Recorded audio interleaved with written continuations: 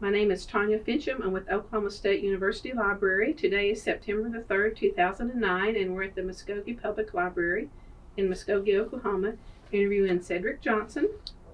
This interview is being conducted as part of the Muskogee African American Heritage Oral History Project, which is part of the Spotlight in Oklahoma series. So thank you for joining us today. You're welcome. Okay. Let's start by having you tell us a little bit about your hometown, where you were born. My hometown, which is virtually a ghost town at this point, was Clarksville, Oklahoma. And that is in Wagner County, perhaps in the southwest corner of Wagner County. And right off Highway 51B, about 8 miles south of Porter. But it no longer exists. My grandparents, my mother's parents, settled there before statehood. They were Alatis from the Creek Nation. So they had quite a bit of land holdings in what we referred to sometimes as the Arkansas Valley.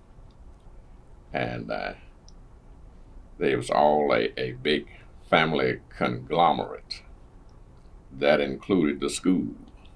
My mother's aunt, which would be my great aunt Mary, there was no place for us black kids, or Negroes as we were called at that time, to go to school.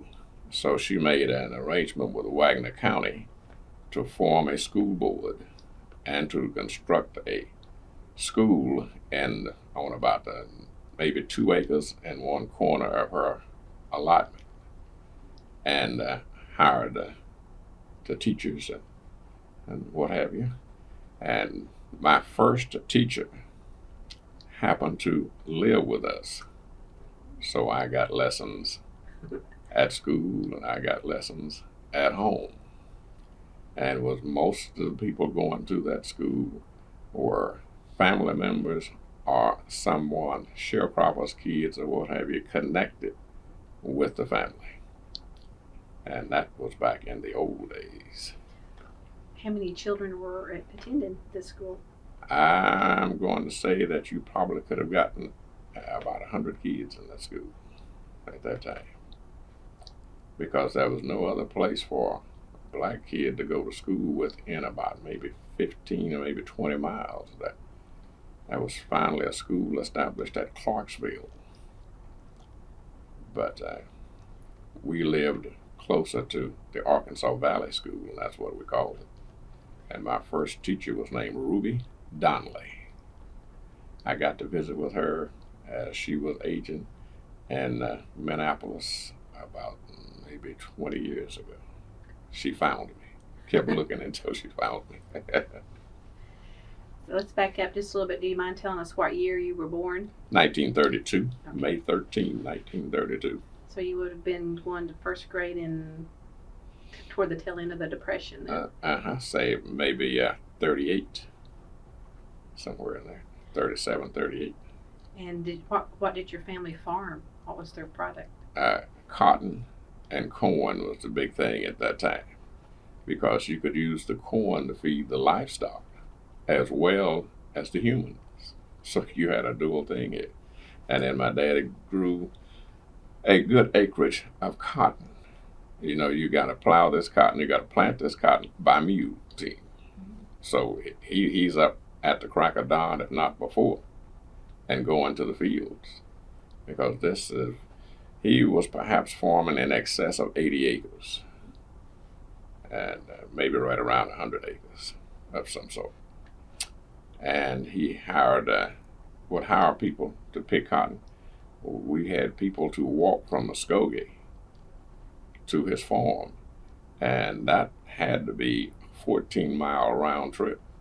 And they would walk out there to pick his cotton because he had good cotton. When I say good cotton, you hear corn being high as an elephant's eye by 4th of July. You know, his cotton got up there too. And some of those folks would pick a bale of cotton a day, that's right, at 500 pounds. And he could leave there and take a shortcut to what we call the bottoms and around Jack Anderson Mountain. with the mule team pulling the wagon load of cotton. And he would come to Muskogee and bring some oats or corn or grain for his mules, because he's coming in at about 4 o'clock in the evening, and he's going to stay overnight, sleep on the cotton on the wagon, in order to be in line in time early to get his cotton unloaded and registered, and then come back. And sometime by the time he got back to the farm site, there would be another wagon load on the ground, because had no place else to put it, so you just empty your 12-foot sack on the ground. I despise picking cotton. Won't do it today, ever again. Didn't do much of it at that time, because basically I was too young. I left there in about the about the second or third grade, came to Muskogee. And how long did he continue to do it? He didn't. That was the time that he left. Okay. He is forming my aunt's allotment. And see, this aunt, at one time, she and her son were probably worth about at least $500,000, if not more, because they had several farms and ranches and oil. And that was it. So he formed that. And then I guess around 38 or 39, he couldn't buy anything. So they decided to move to Tulsa. My brother and sister stayed out there stayed on the farm with my mother's mother, my grandmother, our grandmother. I came to Muskogee and lived with my father's parents, Grandpa and Grandma, and started school at Jerusalem. And what did that set of grandparents do for their living? He did maybe farm labor, but they also had a regular government income. I think my grandmother had perhaps lost a brother in World War I, and he had her listed as his beneficiary. So she was drawing a tiny, small little check from him. And they bought 2 acres on Shawnee Bypass. And basically that's where I grew up. I went from Jerusalem to Wheatley School, and then from Wheatley to Manual, 7th grade, 7 through 12, Manual Training High School, historically, Manual Training High School. Sure, did you ride they probably didn't have buses, did you walk? How did you get there? You walked, and walking was fun, because you have a crowd. And we walked. Now on rainy days like today, you could catch a bus for a nickel if you had a nickel. And they would put you off. You got off the bus right at the school site. But that seldom happened unless the weather was real bad. It is more fun walking in a group. And about how far would that be for your walk, roughly? Say from 24th Street to 4th Street, 20 blocks. Yeah, good 20 blocks. And if you take a mile as being 12 blocks, something like that. So it was a nice little, we didn't mind. Maybe 30 minutes or so. Yeah, we didn't mind, because it was a group of us. And we just took our time and strolled on to school. Strolled back from school, and it was the thing to do with your friends. Well, where had that set of grandparents come from to be here? From Ladonia, Texas. Ladonia, Texas. You see, black young men outside of Oklahoma were raring to get to Oklahoma, and maybe they could find a freedman woman with land and with money. So they were encouraged to come to Oklahoma. I think my dad came to Oklahoma maybe around, it was the early 19 something, maybe 19, right after statehood, which was 1911, somewhere in there, because my mother was born in 1911. So, and my dad was probably 6 or 7 years older than her. Now, she did not receive an allotment directly. because she was too young. The cutoff date, she was born after the cutoff date. And now she did inherit some property from relatives. That's passed down and still being passed down. Now, some of my relatives are on their original allotment. They still That have was it? their grandparents, and they're still there. Matter of fact, I was born on the site where one of my relatives now lives and farms and doing quite well.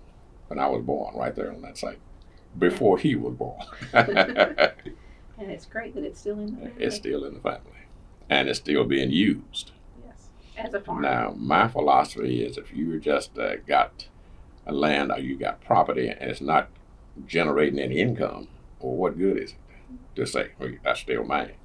It doesn't produce anything, and you need to let somebody else have it who may produce something. And of course, so much of your farmland now is being covered with cement, building big old mansions that nobody really needs, but they won't. And that's about it. So you had two siblings, a brother and a sister? A brother and a sister. Our sister's deceased. My brother still lives in Muskogee. And did they go to Manual with you? They were at Manual Training High School now. I'm 4 years older than my brother, and I'm about 6 years older than my sister. So by the time they got in high school, I was out and gone. You graduated in 51. And started Lincoln Junior College in Kansas City, Missouri in 1951, September 1951. And what took you there? Relatives. Not a subject in particular? Yeah. No, it's just relatives, because I'd never heard of it. And my mother's sisters, and by this time you have black people abandoning the farm. I guess everybody was abandoning the farm because the war had been over about 5 years. And many of those folks had gone to work in some defense capacity or the other. And they never came back to Oklahoma. And they were working the packing houses of Kansas City and all those areas. So I went there, and this one relative got me a job where he was working at a bakery. And I could work there and attend class in half a day. But I also couldn't stay off 18th and Vine. That created a problem. And what is that? That was the swinging You don't have jazz to district. Okay. Most famous district, perhaps one of the most famous in the nation, 18th and Vine in Kansas City, Missouri. And it's a jazz center, jazz museum, baseball hall. Negro Baseball Hall of Fame is there at this point. So it is still quite historical. And it was the place to be and the place to be seen. So I'm young, and we had the bright lights. And go to your head in a hurry and get you in trouble.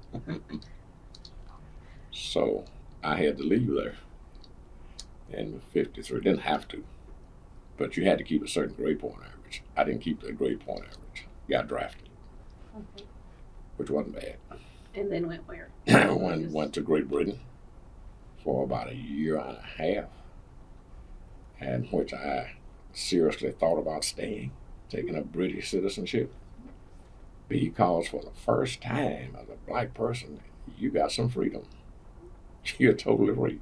Nobody's gonna, very few people there. Historically, the British didn't judge you by color. Now they may judge you by economic status, whether you're royalty and that kind of stuff. They had a kind of a caste system, which they will deny, but they have a caste system. And that was fun, absolutely fun.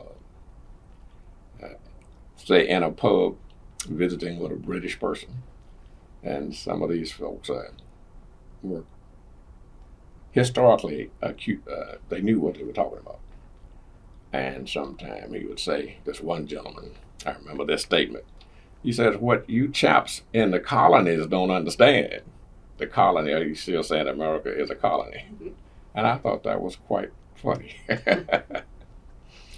But I guess he knew what he was talking about. So you stayed in the service 4 years? No, yeah. 2. And then? Then back to Muskogee and back to Northeastern State University. The grade point average didn't drop this time. Then to TU, Tulsa University, and here I am. Well, let's go back a little bit, back to Muskogee. In the early days, can you describe your neighborhood a little bit about your Well, neighborhood? actually, we lived just on the edge of the city limits, on 2 acres, and somebody else over here will have 2 or 3 or whatever. So now you got to come into the inner city.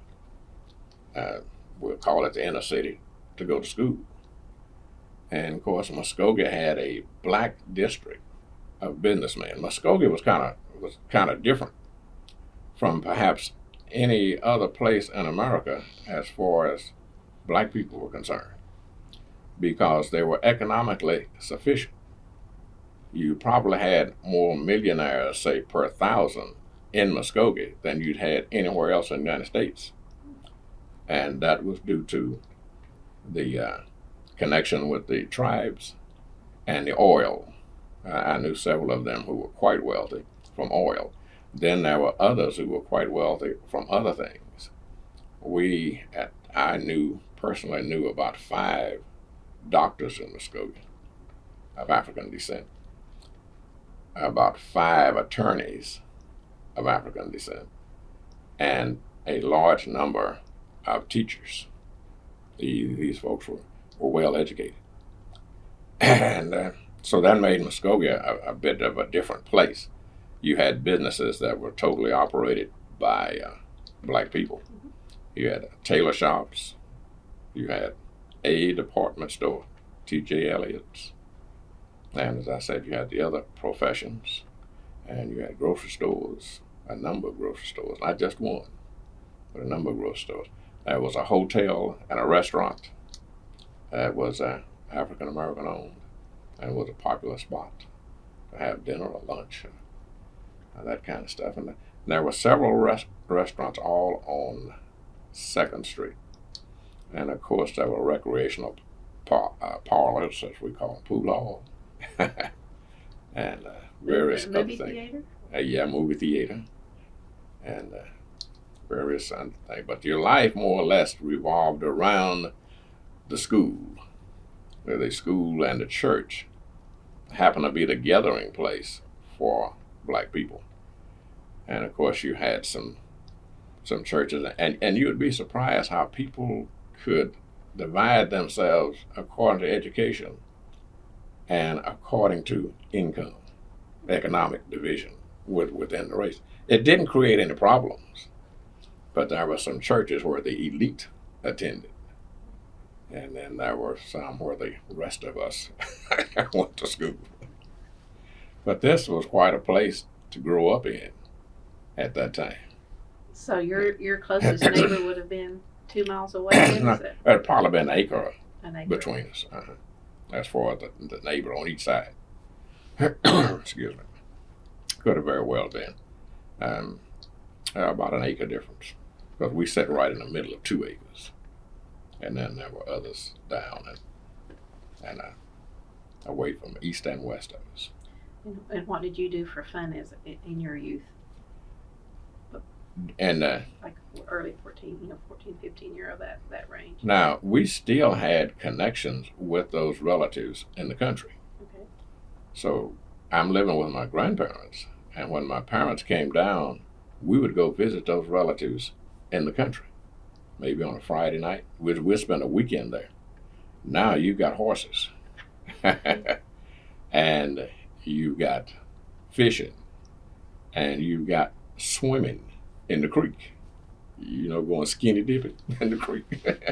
And while we weren't eaten up by cottonmouth water moccasins, somebody up there likes us. And so we did that for a while. And then, when you get in high school, though, you start developing other things. There are ball games, there are socials, as we call them, or dances, and that kind of stuff. And then there were house parties.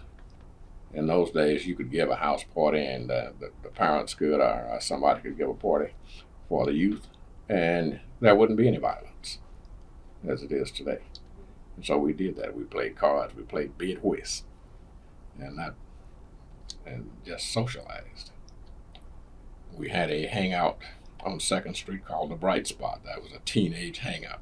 It was a soda, I call it sodas, ice cream sodas and hamburgers and that type of stuff. And we would go to a movie, and after the movie, we would hang out there. The bus is going to leave town at 11 o'clock. That's the last bus, so you best be on that last bus.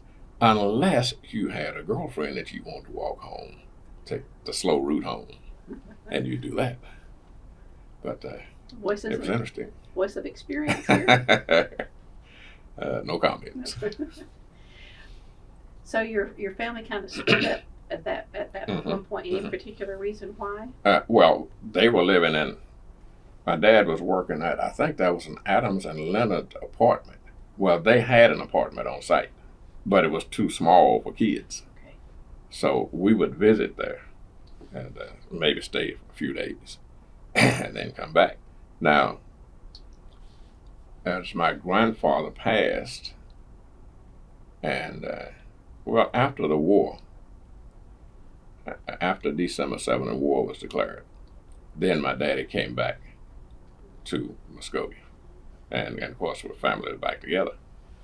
He came back to Muskogee, and I think his first defense job was in Pryor, at an ammo plant in Pryor. Then at Camp Gruber, when Camp Gruber was in its heyday. And after Camp Gruber closed, the war was over, we moved to California for a year, seeking employment. So I did a year at Carver Junior High School in Los Angeles, which I just visited this summer again. Had it changed much? Not much. No, the population has changed. When I was there, you had a little United Nations, as I called it. You had black kids. The Japanese kids were returning, parents and whatever were returning from the concentration camps that they were put in during World War II. They were returning to Los Angeles. So you had the Jewish people, you had just a mixture of races. Well, now the school is predominantly Hispanic and black, rather low income. And that's the way Los Angeles is changing. Some Asians also. That's the way it's changing. Well, how has Muskogee changed from those days? Basically, Muskogee has lost population, and a lot of cultural things has been lost. That was the Adam Clayton Powell, Hazel Scott, Etta Moulton were all frequent visitors to Muskogee in some capacity. I can remember the first time I met Adam Clayton Powell. He gave a speech at what we call the City Hall. That was before we got the Civic Center.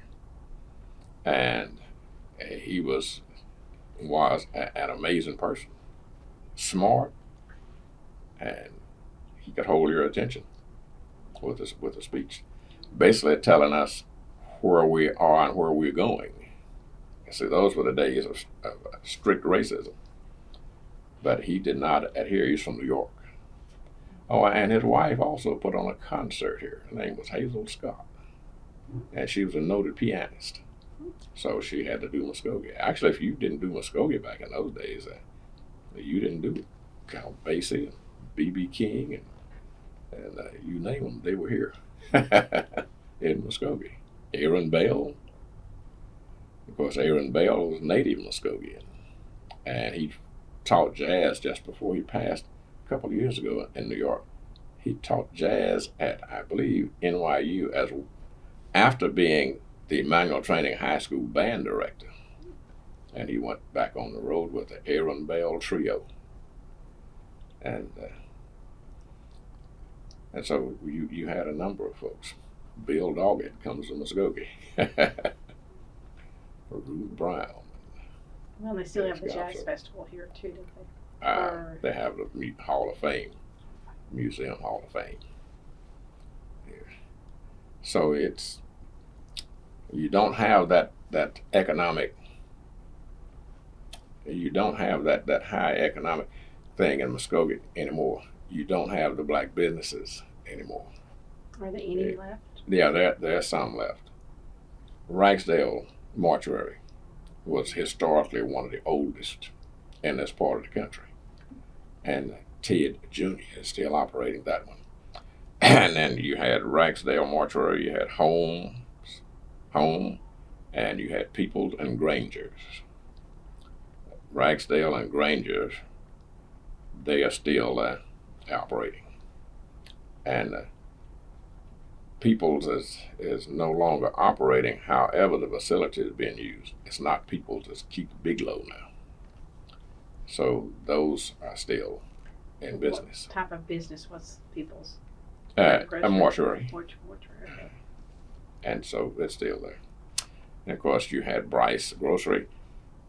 Those, we could not, basically, we had very few arrows to pass it on. For some reason or another, black business people and teachers and what have you in those days, they didn't have big families. And those that they did, they wouldn't care to go into that business. However, Ted Ragsdale did. That was his grandfather started that. He's still doing it. He went into the business after his father passed. He took over, and he is running the show. And but now your grocery stores, chain stores begin to move in, like Safeway and those areas, and that kind of knocked the mom and pop stores out. However, if you'd had the foresight where you could have, all of your grocery owners would have formed a corporation, then they probably could have run a business just as well as Safeway or just as well as what we have now in Muskogee Homeland. They could have easily done that. But again, you got to have that foresight. They had the ability. The problem would have been funding. You would have to have access to funding. Most businesses today operate on somebody else's funds. So, would the bank have loaned them the money? I doubt it. So that would have been a problem. Were any black-owned banks? Way back, there was a black-owned bank in Muskogee. And then after that, like I said, funding would have been a problem, big problem. But they just didn't go far enough down the road. Now, they did see to it that their kids became educated, not necessarily following them, but they did stress education. In Muskogee, in the black neighborhood, the teachers knew what the parents expected. The students knew what the parents expected. You're going to get an education. The emphasis was on education. Muskogee Manual has produced at least 4 university college presidents. Dr. Adam Herbert, most recently, the University of Indiana, was president there.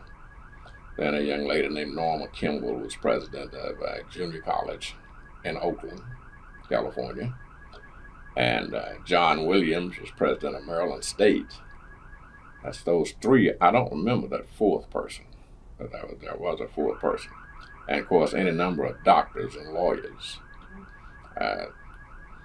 that are practicing today are manual training grads. We didn't know what a good thing we had until it was gone. And we began to go to other places. Hey, we had a better deal over there. Now, you're talking about an education, and the Supreme Court 54 decision saying that the separate was not equal anymore. Well, basically they were right, because we were operating on less money than our counterpart across town. But we had astute and dedicated teachers. Now, these teachers were better educated than perhaps any other teachers in the state your black teachers were. Now, that came about because of racism. Black people, up until 54, we'll say, could only go to Langston University and get a bachelor's degree. You can't go to OSU or OU and get a master's degree. Now, the state is going to pay your out-of-state fees if you go to USC, because they don't want you in class there. So, teachers went to USC and got their master's degrees. They would go back to New York, Columbia University, and get their master's degrees, PhDs. They would go to Wichita State, KU, or some of those schools. And these were the top of the black brain pool. because you can't do anything else. What else you're either going to be a teacher, and if you have the funds to go to med school, or you're going to be a preacher. So and all of this now is the top of the brain pool. And we didn't think about that at that time, but all we knew is these people were smart. And they knew, well, we had one teacher, I guess she spoke about 4 different languages, but she was teaching Spanish and Latin. I took Latin. And those are the kind of teachers that we had. And there was no tomfoolery. They would be your best friend, but you didn't want to get. They had sole responsibility of teaching you subject matter and decorum and anything else they wanted to teach you. And you didn't want them to get. You didn't want to get on their bad side. Now those teachers were very cultural, and so they tried to give us this cultural stuff. I remember my English teacher. Well, actually, she was not my English teacher, but I knew her, and she gave a TV party because TVs. I guess that's the first TV I actually saw was at her house, and the TV station was not on 24 hours like there are now. Channel 8 was in Muskogee, and it was on mostly in the afternoon. It didn't broadcast very long. So she had us at her house for what she called a Coke TV party. And that's where I first saw a TV. Those were the kind of teachers that we had. And we thought everybody had teachers like that. It wasn't the case. It wasn't the case. And these were just outstanding people. And most of them have been graduates of Manual too, maybe? Yeah. They large part of them were graduates of Manual. But they had left Muskogee. Their life, what have you, didn't end at Muskogee city limits. They went outside and brought some of that, and chose to come back. Well, now there's no reason for a youngster to come back. My 2 kids won't necessarily come back to stay. My daughter's a graduate of OU and my son OSU. And he is a senior artist in production for Walmart Company at the headquarters, and my daughter's in the medical field from OU. But if they came back here, what would they do? Not many opportunities. I have a niece who is an attorney in Memphis, Tennessee. She's not a Manual grad. None of my nieces and nephews graduated from Manual. They graduated from Muskogee High. And Muskogee High does. You can get a good education in Muskogee now if you want it. But the climate, the neighborhood is so much different. And so Muskogee is just, right now, we could probably be classified as economically depressed, especially when you say that 70% or more of our kids are on free and reduced lunch. So that means you're economically depressed. And I don't know what the future is going to hold there. But back in the old days, we were not economically depressed. And when I say the old days, up until when I left Muskogee in '51, I was gone basically 4 years before I came back, and had not intended to stay, except the superintendent of schools offered me a teaching spot, and I took it because I didn't have. Maybe I had bus fare to L.A., and that's where my relatives were inviting me to come back to L.A. So okay, I'm going. At that time, I'm single, and I can go. Then I decided to stay to get a master's degree. And in between that time, I was married and had a kid, and still went to LA with that summer with the intention of possibly staying, exploring the job market, which looked good. Mm-hmm. When I was due at an interview, I was back in Albuquerque coming back to Muskogee. And I have no regrets of staying in Muskogee and making that a career. I stayed in the school system here 38 years. And taught what subjects? I taught virtually, let's see, what did I taught? I taught remedial math, and I taught all of the social studies, including economics. And it's ironic, now we had the last course of economics at Manual Training High School as an elective. I taught that. The kids got an idea of our monetary system and how we worked economically. Now the state is mandating that kids get something of that sort. Well, we already had it at Manual, and I enjoyed teaching. I enjoyed the kids because those kids were. It was not like teacher relationship. We were not actually buddy, but we could sit down and figure things out. And my class was full. So were you teaching there when they integrated? Mm-hmm. And then did you move over to right. Muskogee? In 1970, I went to Muskogee High. See, I was chairman of the history department in Manual. I was also chairman of the social studies the Eastern District Social Studies Council, called the Eastern District of Oklahoma. So anyway, I went on over to Muskogee High in September of 1970 and teaching history. I stayed there one semester and went into administration, became an assistant principal the second semester of the 70-71 school year, and stayed in that office from there on. Most of my time was spent in the principal's office. And I always wanted to go back to the classroom because that's where the action is. And you're sitting there as a principal doing what my daughter says all you do is go out in the hall and direct traffic. Of course, there was more to it than that. But I actually applied to get back into the school system this semester. And they turned me down, which is all right. I don't know what they did. Yeah, which is all right. No, they don't. Yeah, they really don't.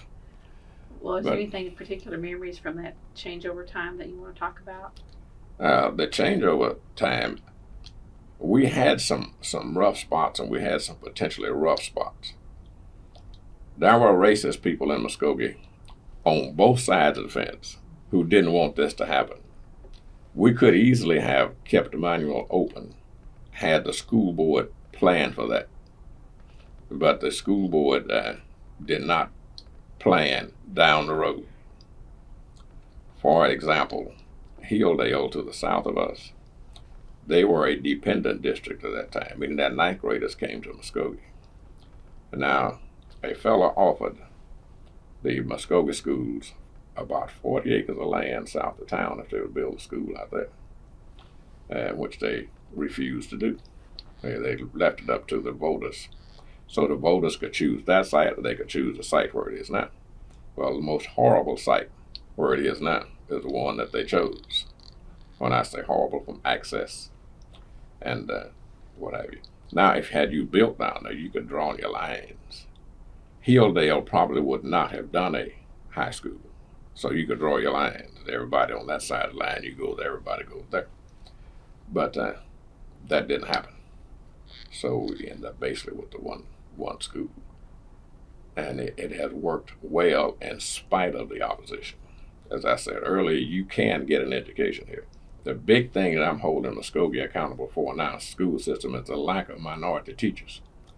They don't seem to really be interested enough to go out and compete for minority teachers. Now, minority teachers are scarce, but Tulsa can find them. And so I said, why can't Muskogee find them? But by and large, this has been an interesting place to grow up. I remember when all of the cafeterias and all of the restaurants were segregated. And the irony of those segregated days, Muskogee had a number of people in the Tuskegee program, a number of flyers from Muskogee and the Tuskegee, because like most of those guys were educated, those pilots. So they were easily trained. Well, one of the trainers was from Muskogee, named Nathan Sams. After the war, Nathan came back and became manager of the Muskogee City Airport, Hadbox Field. Now, he and I were fraternity brothers, both Kappa Alpha Psi boys. And he taught flying as well as managing that. So I would say virtually any white guy who has a pilot license, especially at my age, you learned it from the black guy. Now, one of his students ran a restaurant. It's ironic that he could take flying lessons from Sam and learn to fly, but Sam couldn't sit at the lunch counter and have a sandwich. And so those were the days that we had. But we were so economically independent in the black community until we didn't really push for that until later on into the 50s and 60s. All the utility companies' employees were all white. So Jake Simmons, who was heavy in the state NACP and all that kind of stuff, continued to push it and got those integrated. So now you have black employees at the gas company, telephone company, electric company, and matter of fact, I think OG&E, the OG&E president, I think that's OG&E is black. So that's how times have changed, and we did so quietly in Muskogee. Now, Oklahoma City had demonstrations, marches. Clara Luper did organize that. We fed off of that. In other words, we could do this in Muskogee if you guys don't want to cooperate. So reluctantly, they did. And we didn't have to go the demonstration route. And that's basically where we are now, an economically depressed Muskogee with a lot of potential, but very little action. Is very many farms still around then, or does the economic base has changed? Well, there are still some fellas that are farming, but not nearly as many as there once was. Like I said, on much of this farmland now, they're building McMansions, building homes. People want to move out. And I can see, but in many cases, when you had people leaving the inner city of the school, inner city of a city, Muskogee included, we called it white flight. Hilldale basically became a neighborhood on white flight. And the school became a school prospered by white flight. And they say, well, we're going to move out here and get away from the crime, get away from the blacks. I'm right behind you. And crime was right behind you also. So you can't run. As Joe Louis says, you can run, but you can't hide. And there were various attempts now to keep these areas all white. For example, if you wanted to buy a home out there, even if you had the money, you have a problem getting a mortgage, or even selling them to you. I had a friend who wanted to buy a place, or was interested in buying a place in the Hilldale district. So he calls the realtor. The realtor didn't recognize him as being black, except when he got down there, the place is suddenly sold. So he asked one of his white acquaintances, I won't say friend, acquaintances, to go check it out. So he went down as a potential buyer. It was not sold. It was still on the market. How far back was that? That was perhaps somewhere in the 60s or maybe 70s, because this person hadn't been back here much longer than I had. And so that was not a long time ago in this terms of time. Of course, now, that was before the Fair Housing Acts were passed, and so they could get away with it. And they wanted to sell the black people houses that the white people had abandoned in the inner city, because he can sell this, a black person would pay a higher price because this is probably better than what I have with this and what have you. And they could go out here and some of the housing developments, and they can get their asking price from the white person out there, because this person got to leave now. I was turned down for a loan assumption the day that I was to sign the papers, the closing papers. Well, the mortgage company didn't know who I was because the real estate person was handling this. So when I get there, they say, you can't do this. Now everything is set up until I got there to sign the papers. So I called the realtor and said, hey, they said they're not going to do this. He said, I'll be there in 5 minutes. And this is a white man. And we got there in 5 minutes. He said, give us the papers. And I got the place. But without his intervention, it wasn't going to happen. So I went to buy my second one. The mortgage, the interest rates were suddenly jacked up. And so I had to go to Telequal to get a decent interest rate. I got 7% at Telequal, whereas the others want 9 and 10. Now, I don't know whether that was an attempt to gouge me or whether that was an attempt to discourage me from buying the property. But I got it, still in it. Those are some of the things black people had to go through in Muskogee. And that wasn't any different from anywhere else either. But those are the things that we did. But back to the minority training high school and back to the black schools, those teachers saw to it that you were going to read and you were going to write and you were going to do what you're supposed to do and you're going to behave yourself. That was a guarantee. They don't tend to do that too much today, do they? No, well, no. When we integrated the schools, I found that the white teachers basically had a different philosophy. They are teaching to a group of people who are probably already motivated. And the philosophy was, here it is, if you want it. Whereas over in the black school, here it is, you're going to take it. You don't have any choice. So they would come to your house, and they would talk to your parents. In other words, failure was not an option. So that was a difference in philosophy and a difference in teaching styles. And it worked out fine. And like I said now, these were well-educated people. Well-educated. Dr. Adams, PhD, Ohio State. And others might as well have been PhDs or master's degrees from Wichita State and K-State and KU and all those places. Well, and then you in turn had your master's and did similar things with your students? Yeah. Tried to? Yeah, and I tried to do them a little better. A little better. Did you have a mentor? Someone you considered your mentor? Probably several people were pushing me. Like the first principal I worked under, E.H. Jennings, I was going to leave at the end of that year. And he said, no, you can't do this. I have some vouchers from NSU. I got 3. Take these and that ought to pay your expenses through the summer. And it did. So now he's pushing me to go into administration. So the first administrative job I applied for, I didn't get it. My cousin got it. And that was all right too. But he was one of those who was pushing me. George Washington was pushing me. W.W. Cox, the football coach, was pushing me. Everybody's shoving. Why are you guys bugging me? I had NSU professors and TU professors encouraging me to go into a doctoral program.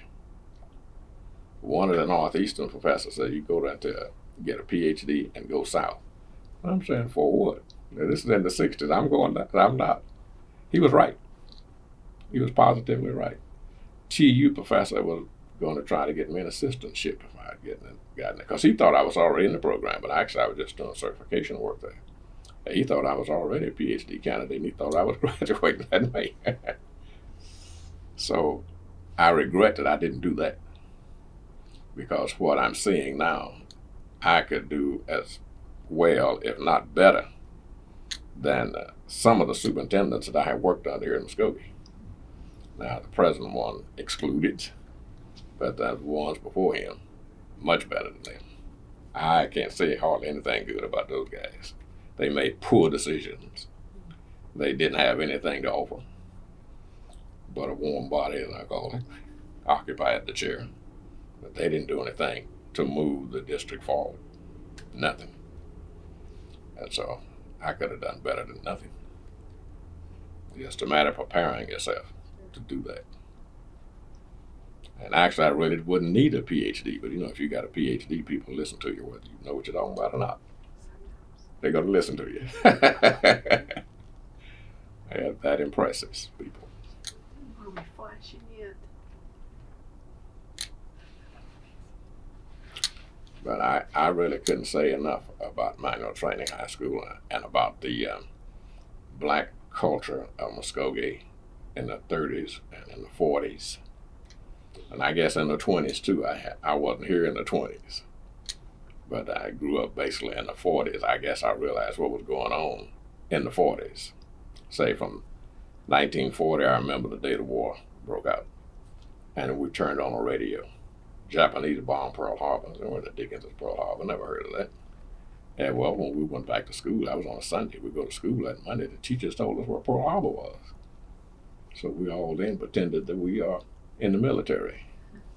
I think I called myself Lieutenant Cedric Johnson. And the rest of you guys are sergeants, my friends, or whatever. You're sergeants, you're private, and all that stuff. And so we grew up. I remember the war all the way from the beginning to the end. And of course, the teachers kept us apprised of that. And of course, we had relatives and acquaintances, like I said, people who had gone from Muskogee to Tuskegee as flyers. And we knew those guys. Well, did you meet your wife at Manual or? Yeah, we were in school together, did not pay 1 iota of attention to each other. And we happened to come back, because see, she was a real quiet little girl. I ain't got time for no quiet little girls. But we got back to Muskogee at about the same time. She went to work in Washington, D.C. And we came back to Muskogee about the same time. I asked her for the note. But eventually, she was the secretary to the principal in the building where I first started teaching. And it went from there. Sure it did. She's hospitalized now with Alzheimer's and all that kind of stuff. You've been married how long then? It was 49 years in August. It'll be 50 years next August. And you raised your family here? Mm-hmm. Mm-hmm. They came through Muskogee High. My daughter was student body president her senior year. Actually, she was co-president because she and another young man tied. Just so happened they go to the same church. They decided to share it, become co. So it worked out fine too. And of course, my son just slap happy and got to be president. All he wanted to do was be in the band and beat his drums. Nothing else mattered. Had a scholarship, music. Only went to music classes. Wasn't interested in going to a chemistry class or an English class. So we didn't. So between the school, the church, music, that's pretty much. Yeah. And evolved around those and very strong parts. So they got a sound education to prepare them to go to the next level. But then again, we're pushing them. Right. This is tape 2. Back to talking about your times in Muskogee. If you want to talk about the political aspect, we can do that. Well, you know, Muskogee had a rousing political climate. The mansion, before Oklahoma became a state, Muskogee was considered as a possibility for the capital. And of course, Haskell became the first governor, and he had strong Muskogee connections. And I guess that gave impetus to all of the others. The Edmondsons from Muskogee, Representative Ed Edmondson, whose office is now being held by Boren. And of course, the other Edmondson, the Attorney General, is also from Muskogee. And then we had J. Howard Edmondson from Muskogee, who was governor at once upon a time, and now his brother is running for the governor, to be governor next year, I believe it is. And he had quite a rousing atmosphere here in Muskogee. Whereas black people were not elected to many of these offices, they were participants in the voting and in the campaigning. E.H. Jennings campaigned around the country, for example, for JFK. And as a result, and so did Jake Simmons. So as a result of one of those guys, I received in the mail a large invitation, VIP, to the inauguration of JFK and Lyndon Baines Johnson. And I didn't go. I didn't have the money. I probably could have borrowed the money. If I had to do it again, I would borrow the money and go. that was a historic occasion. Him being the first Catholic, and into that category. And I met Lyndon Johnson at the dedication of a dam, the Eufaula Dam, and I'm taking pictures. I was quite a paparazzi at that time, and I'm taking this picture, and I'm advancing my film, and I sense somebody walking up to me, and I looked up, and I mean generally looked up. That's Lyndon Johnson. So we shook hands, introduced ourselves, Johnson to Johnson, and we had quite a little, maybe 5-minute conversation, because I had a bus load of kids to go down to meet the president and see the president, and that was quite interesting. I could have met him earlier at the inaugural ball. Maybe I could have danced with Lucy Bird. And we've had some rousing district attorney races in Muskogee. I mean, they could get nasty. And then the city council. And we now have a number of blacks on the city council.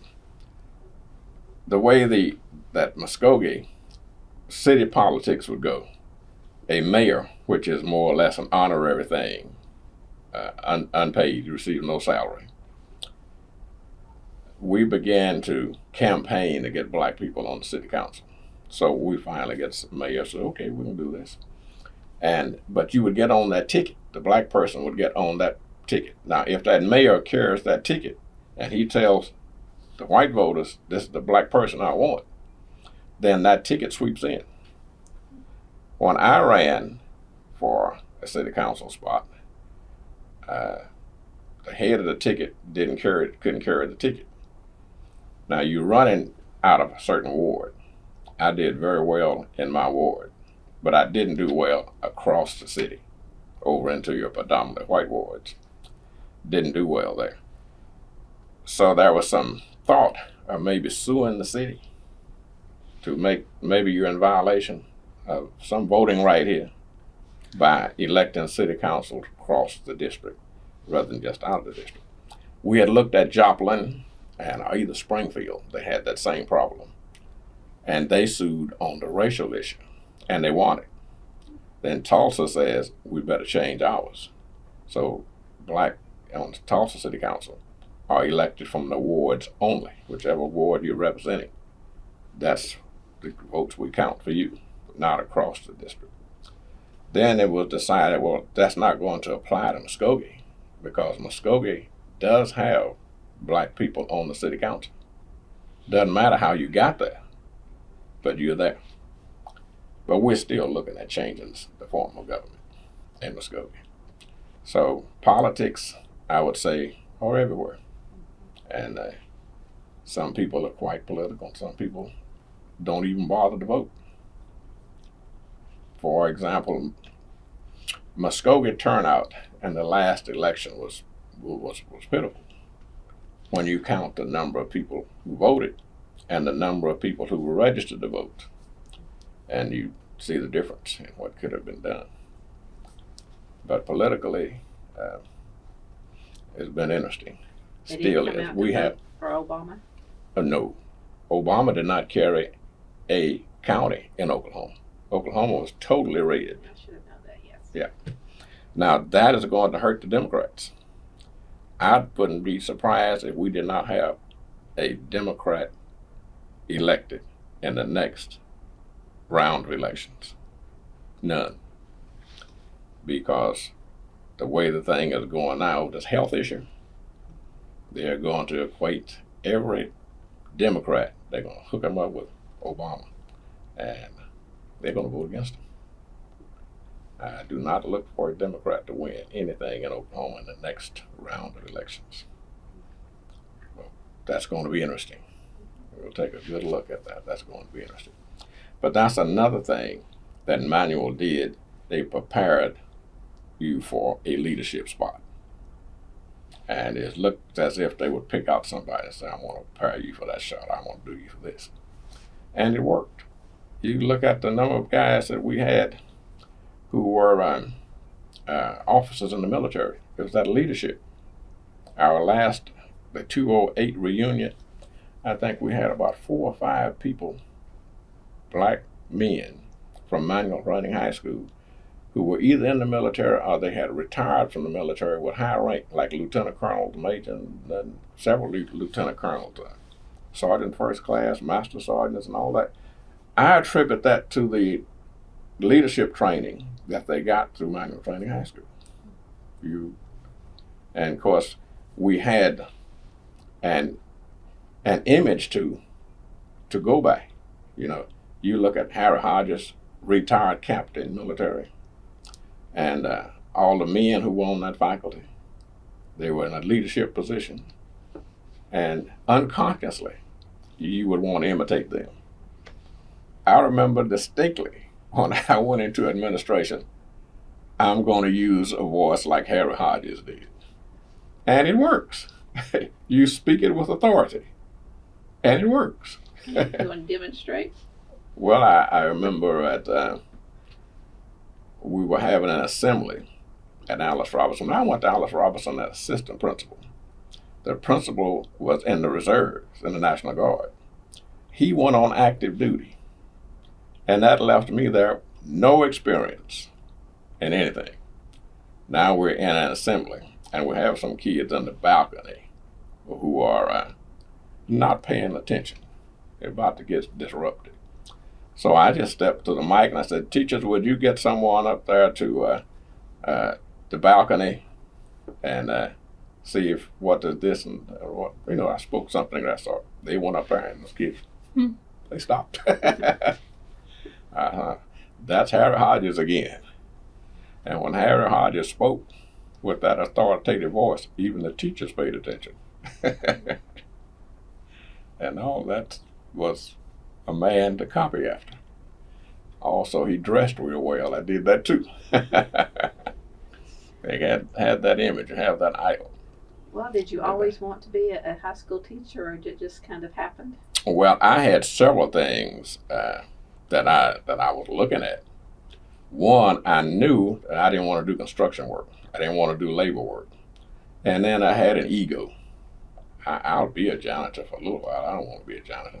I don't want my kids saying my dad was a janitor. And there's nothing wrong with being a janitor. But again, it's that stupid ego.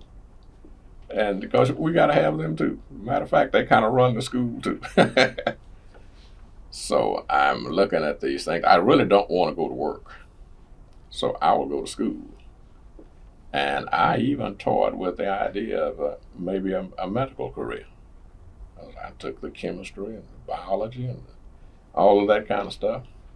But I'd always gravitate back toward history. So I'm not going to work this hard that I should in physics and that kind of stuff. I just got a C out of chemistry. I got 9 hours of C in chemistry. So I better get into something else.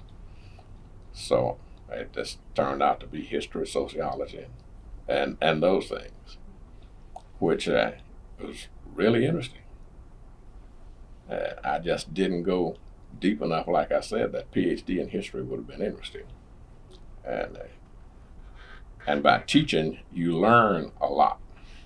For example, I had some kids, when you were teaching certain things, say like the Constitution, those kids questioned, what did that Constitution mean?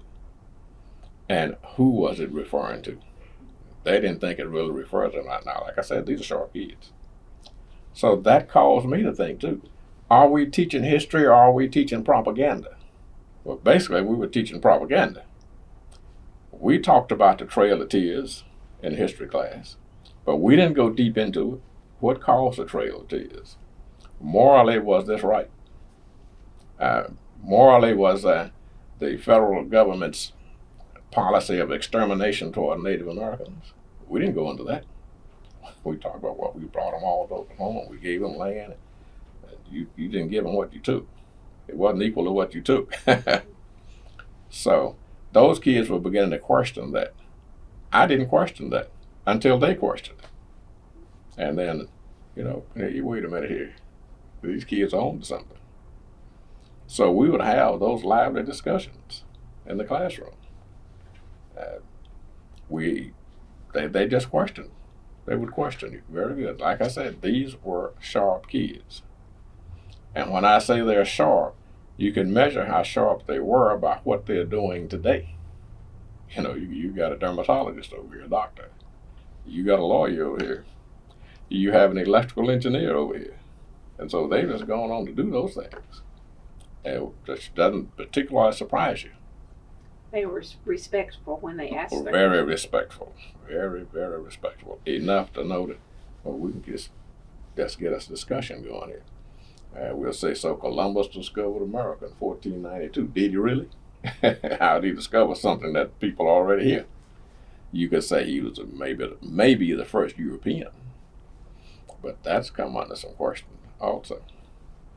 And then what caused him in Europe, what caused him to stumble upon America is what he actually did, because he was trying to find a shorter route to India for trade purposes. But we classify him as the hero, because he discovered America. And so we didn't go into those details. And your history books were not really written to cover everything. They were written as a propaganda deal. Now, they didn't care much about the contributions of the slaves and after slavery in those history books.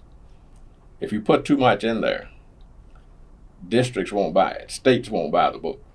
For example, if you were to put anything in the history book favorable to an ex-slave, whatever contribution black people made to America, Texas school wouldn't buy those books. The state of Texas wouldn't buy that book. So you've got to watch that kind of stuff. They didn't explain in the history books how we happened to acquire the territory to build the Panama Canal, what shenanigans we pulled, the American government pulled to do that. We didn't go through the shenanigans from the Spanish-American War. So Spain blew up, I can't think of the name of the ship. There was never any evidence that Spain did that, had anything to do with that.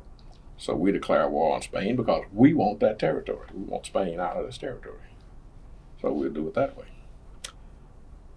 But, and then the same way in the politics, we didn't really teach political science. We taught political, and probably still doing political propaganda.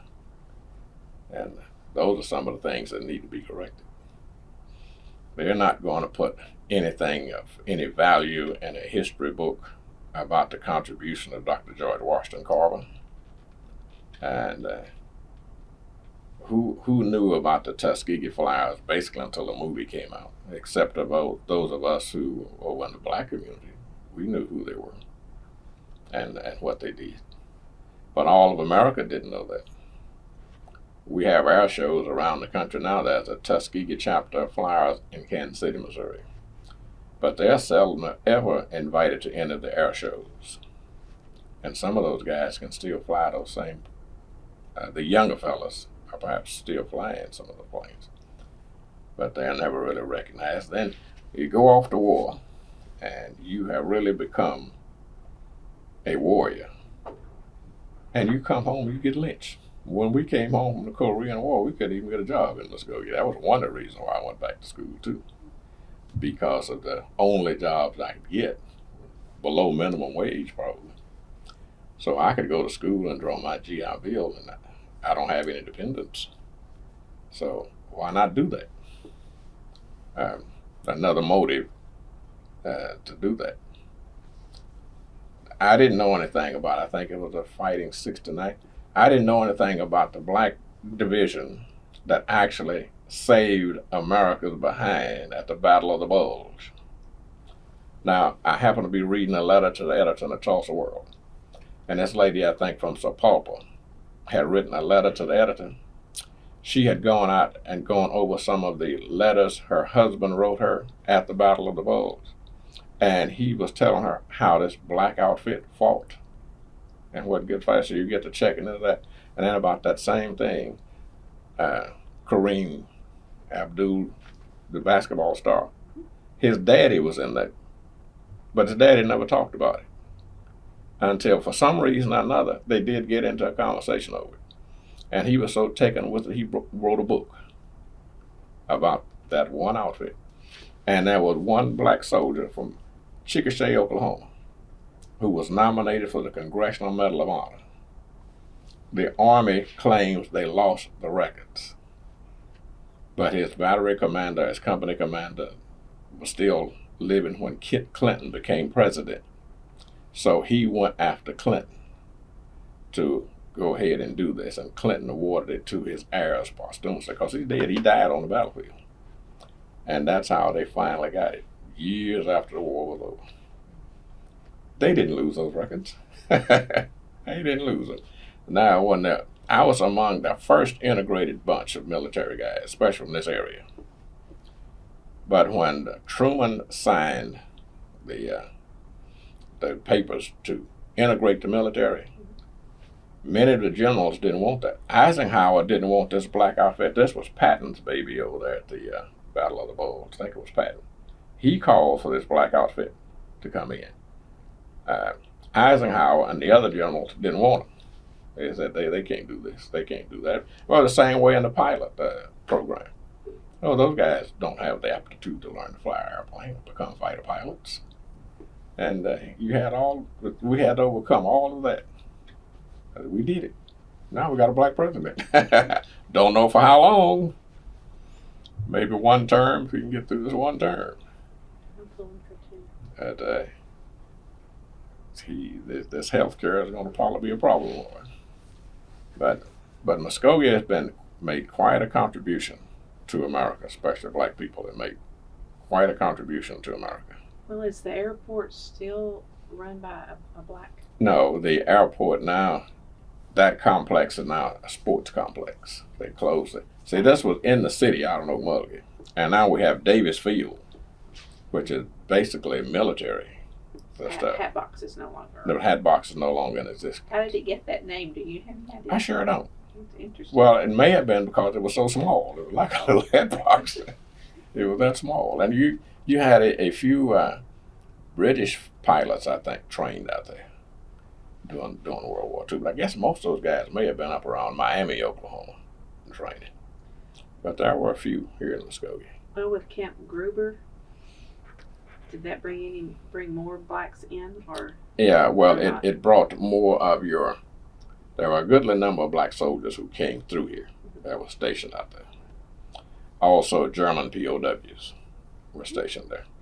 And they came into various parts of the town and around to work. And you didn't particularly have to worry about them escaping. They were glad the war was over. And you're out here at Camp Gruber. You're the enemy, but you're going to get better treatment than this black guy out here who was fighting for the country. You know, they could go to PX and all that kind of stuff. Well, we couldn't do that. But you're wearing the uniform.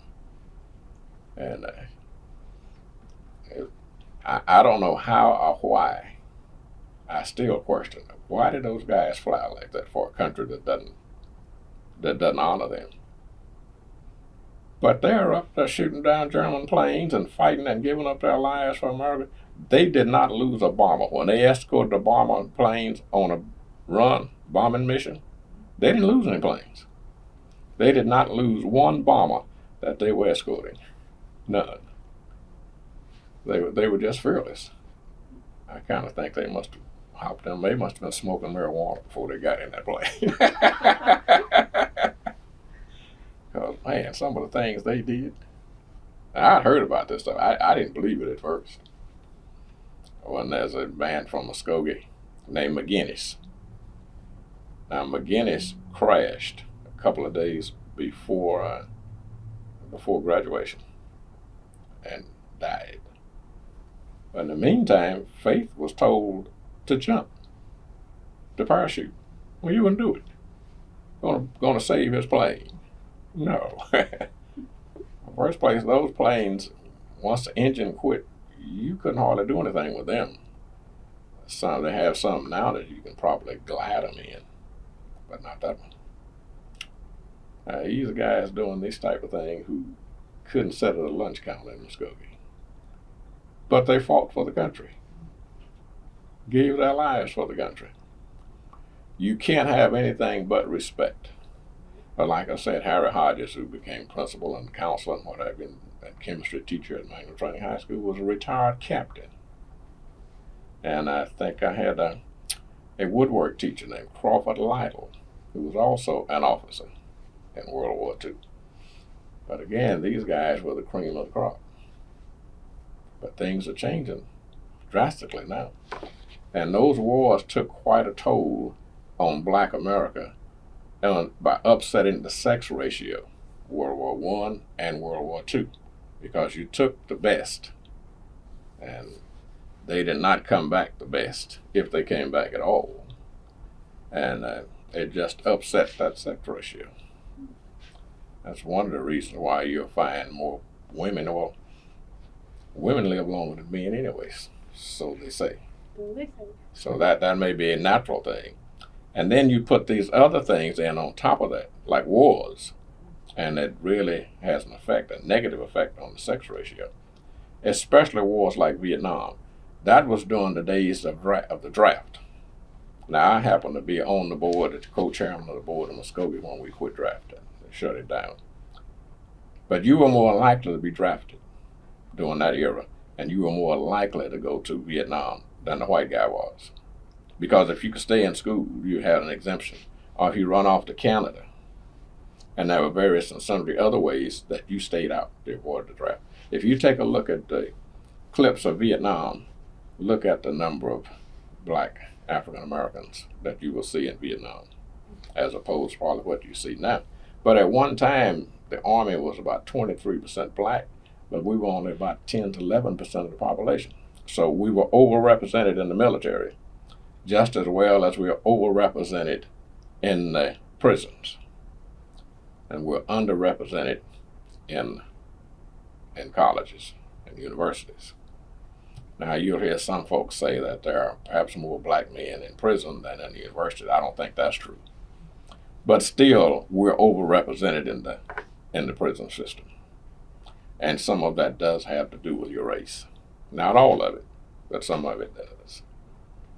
But we struggle on, and we don't have any choice. I remember a white fella one day told me, "You don't like this country, why aren't you going back to Africa?" I said, "Well, I would be welcome in Africa. Would you be welcome in Europe if you know where you came from?" He arched. He didn't know I had insulted him. And I was telling him, "I don't even think you know where you came from." And of course, you know, we had a number of slaves who went back to Africa and Liberia and in that area. I know an African guy who wrote his master's thesis on that. And what he discovered was that those freed slaves who went back to Africa adopted the same rules and the same psychic that they were under as slaves. Now, the place that they moved them into was already occupied. But those folks who were already there became subjective to them. They pushed them aside. And if you were not a member of that group that came back from slavery, you couldn't hold an office there. In other words, you were discriminated against. But you were there before they got there, but you were discriminated against, according to his master's thesis. I wish I had made copies of that. I just read it and gave it back to him. But it was interesting. He had his facts down pretty good. Well, in the early days of Muskogee, you also had the Native Americans mix in with the other. Mm-hmm. At one time, I would say that your biggest population, because see, this was Creek territory, was probably African American and Native American. And of course, the Native Americans at that time more than likely were slaves of the Indians, because that's how my mother's folks got here, over the Trail of Tears. And she was Creek freedman. From where? Well, actually, from Alabama or Georgia, one of the two. They didn't know exactly where they came from. But my grandmother, my mother's mother, folks were Native American. And she was probably born shortly after they got to Oklahoma. When I tried to figure out the time that that they were married, she and my grandpa, my mother's dad. And I've forgotten what calculations I put on that, trying to figure out the time frame and what have you. The Dawes Commission meeting in Muskogee, and when they registered her, and they put some of her family on the blood roll, and they put some on the freedman roll. She's on the freedman roll rather than the blood roll. But what that did was affect some of your benefits. But I never really went after the benefits anyway. I have some cousins who do carry cards, and they get the benefits. But I figured, especially at this stage of the game, I can do just so well without it. But that was a sad story. And did it have a happy ending? I don't think it has ended. It hasn't ended yet.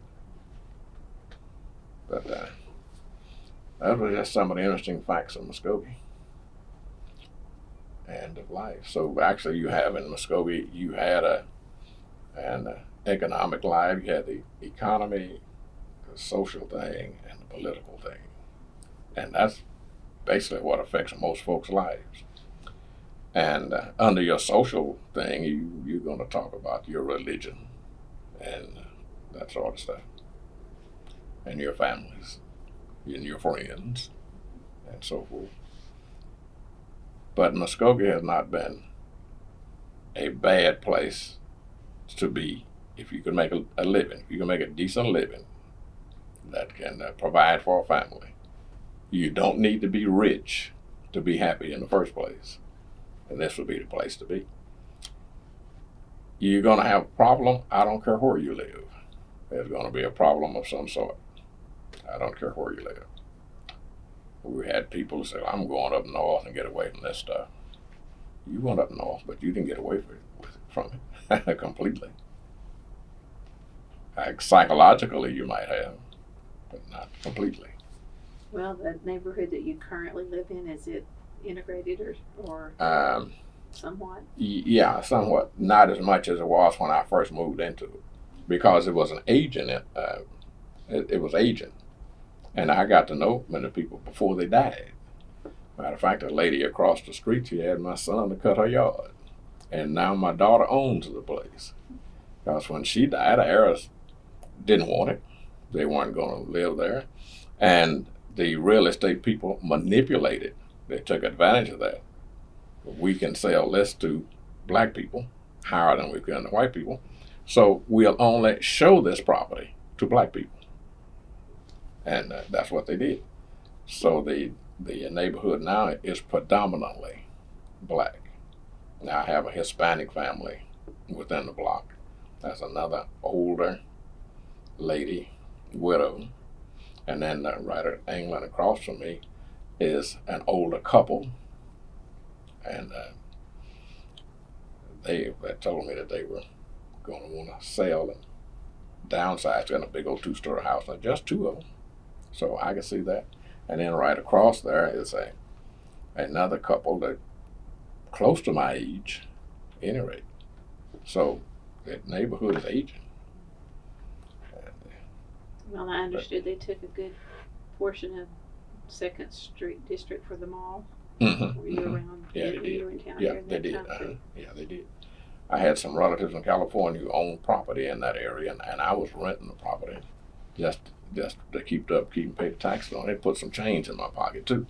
But when the mall came through and they sold out to the mall, they got a good price for that property. I wouldn't have given them what the mall gave them. That one black family, one black business that I think got hurt by the mall coming in, and that was Max Bar and Grill. Had some fancy hamburgers, good hamburgers. We've been hearing about those. Yeah, good hamburgers at Max Bar and Grill. Well, I don't think that family negotiated hard enough, because the Ragsdale Mortuary was also in that area. Well, you ought to see where they are now out on Military Drive. They got a bigger, fancier place. And I don't know how I know he did some heavy negotiating. So you probably could have said, hey, I want you build me this and get me $1 million and you can have it. I got a sneaking suspicion that's what they did. And so he goes to the bank with that. But you had to negotiate. If you hadn't negotiated, yeah, you can get over. But I can't think of anybody in there except her who lost anything in the mall area. But it was there. It was there, some Bible. And it was not only black businesses in there. There was also, there was Funston Nut Company. And but it was predominantly, the housing was predominantly black. And I think they got a fair market price. The only thing is, you get a market price here. That's a fair price. But you still got to go over there and buy. Your fair market price is not going to totally pay for where you got to go if you upgrade that much. But now it's a nice down payment here. Should be all right. But you had to negotiate. I have somebody to negotiate for you. And we don't have much communications among each other as we should and as we used to do. And you don't know, ask somebody. Don't be ashamed to ask somebody. Well, is that because the church isn't as strong as it once was, or what was their communication line back then? Well, the churches were there also, but then you had other businessmen, business person that you can go to. Is there a newspaper? Yeah, and we had black newspapers. Matter of fact, I have 3 centimeters. Go all the way back to 1935, I believe, and I have a Negro directory. I think it was 41, 42. But you ask people, if you don't know, my church is more or less integrated Episcopal church. Well, there's a fellow there who was in the business of land. So I'm going to sign a gas and oil lease on some property. And they're offering anything. So I take that to him. I say, hey, is this a legitimate offer? You say, yeah, that's about what it's going for, but let's negotiate this up just a little bit and see what happens. So we did. And we got a higher offer than what they were offering. Because I know they're going to try, they're looking out for themselves. I got to look out for me. I don't know anything about this. Go ask somebody who does. And that's what I did. I had some other property out in the Shawnee Bypass where Walmart is out that area now. It was just a little parcel because it had started out as an acre. And then the highway kept clipping off of it. So the company wants to buy it. They made an offer. And I asked him again, you think this is a good offer? And he said, yeah, it's good. And so I sold it at that price. I didn't know anything about land or signing a lease agreement. I'd never done that before. My relatives way back there before I was born, I don't know whether they knew what they were doing either. There was 120 acres on my mother's side that came up missing. Well, we find this document where her dad supposedly sold that for $250. But some of the older people saying he didn't know what he was doing. He thought he was signing an oil and gas lease. And they took advantage of him and sold it for that amount of money, $250. So you got to ask. And if you don't know, you better find out before you do anything. Well, do you have a favorite memory of Muskogee? I have a number of them. I really don't have any bad memories of Muskogee. The things that we enjoyed doing, we didn't mention the fair. There's a fair. We would have a fair here every fall, and we'd go to school maybe a half a day and get out to go to the fair and have Children's Day. So a group of us would go to the fair as a group, and we would ride and we would eat the popcorns and that sort of stuff, and the ice cream cones. I remember that soft ice cream, custard they call it. And it was just a fun thing to do at the fair. And of course, as we got older, we could go with our girlfriends and just have a good time at the fair. But like I said, Muskogee was another city within a city at that time. The black city of Muskogee was viable. And that's basically all we knew.